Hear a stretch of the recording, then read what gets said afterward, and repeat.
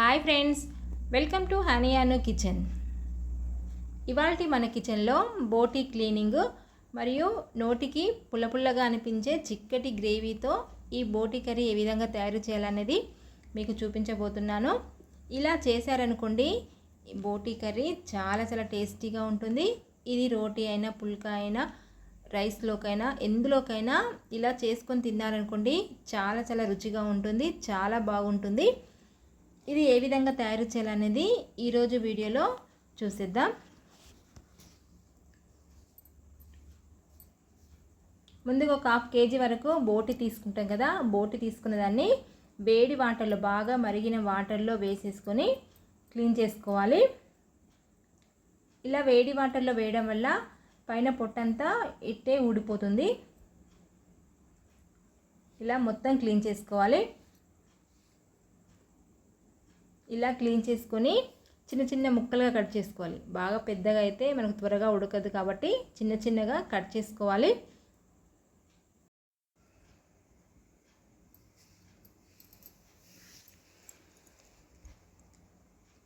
ఇలా కట్ చేసుకున్న తర్వాత ఇందులో కొద్దిగా దొడ్డుప్పు వేసుకోండి.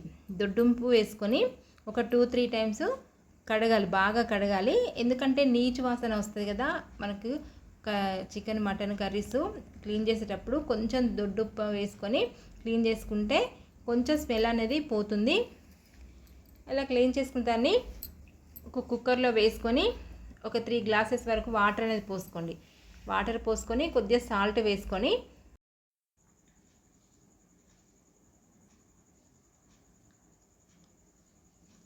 మూత పెట్టేసుకొని మీడియం ఫ్లేమ్లోనే ఒక 5 విజిల్స్ వచ్చే వరకు ఉడికించుకోవాలి.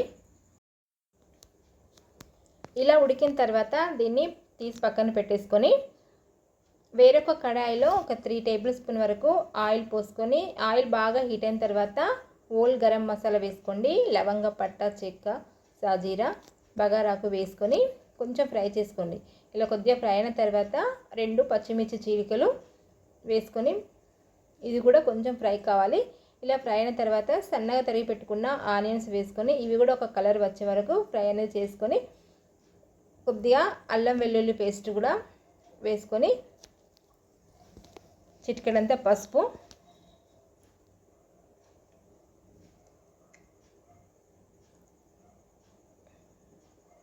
తర్వాత ఉడకబెట్టేసుకున్న బోటీని వేసుకొని ఒకసారి మొత్తం కలుపుకోండి.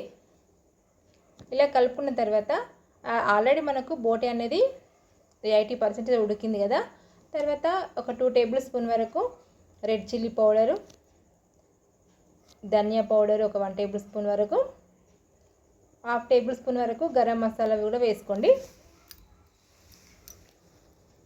ఇలా వేసుకొని చింతపండు తీసుకొని, ఒక నిమ్మకాయ సైజ్ అంతా చింతపండు తీసుకొని నానబెట్టేసుకొని దాని యొక్క రసాన్ని ఇందులో పోసుకోవాలి. అప్పుడే ఈ బోటీ కర్రీ అనేది చాలా టేస్ట్గా ఉంటుంది. పుల్ల పుల్లగా నోటికి భలే రుచి అనిపిస్తుంది. మూత పెట్టేసుకొని ఒక 10 మినిట్స్ మీడియం ఫ్లేమ్లోనే ఉడికించుకోవాలి. ఇలా ఉడికిన తర్వాత డ్రై కోకోనట్స్ తీసుకొని సన్నగా తరిగి పెట్టేసుకొని పేస్ట్ లాగా చేసుకోవాలి. పేస్ట్ లాగా చేసుకొని ఇది కూడా ఇందులో వేసుకొని సాల్ట్ చూసి వేసుకోండి. ఆల్రెడీ మనకు ఉడకబెట్టేటప్పుడే సాల్ట్ అనేది వేసుకున్నాం కదా. ఒకవేళ తక్కువ అనిపిస్తే సాల్ట్ చూసి వేసుకోండి. వేసుకొని చివరగా కొత్తిమీర యాడ్ చేసుకొని మూత పెట్టేసుకొని 5 మినిట్స్ లో ఫ్లేమ్లో ఉడికించుకోండి.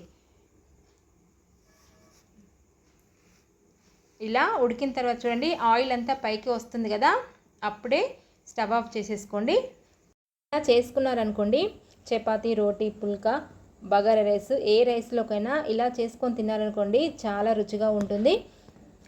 ఈ వీడియో మీకు నచ్చినట్లయితే లైక్ చేయండి, షేర్ చేయండి. మరిన్ని మంచి మంచి రెసిపీస్ కోసం మా ఛానల్ని సబ్స్క్రైబ్ చేసుకోవడం మర్చిపోకండి. Thank you for watching.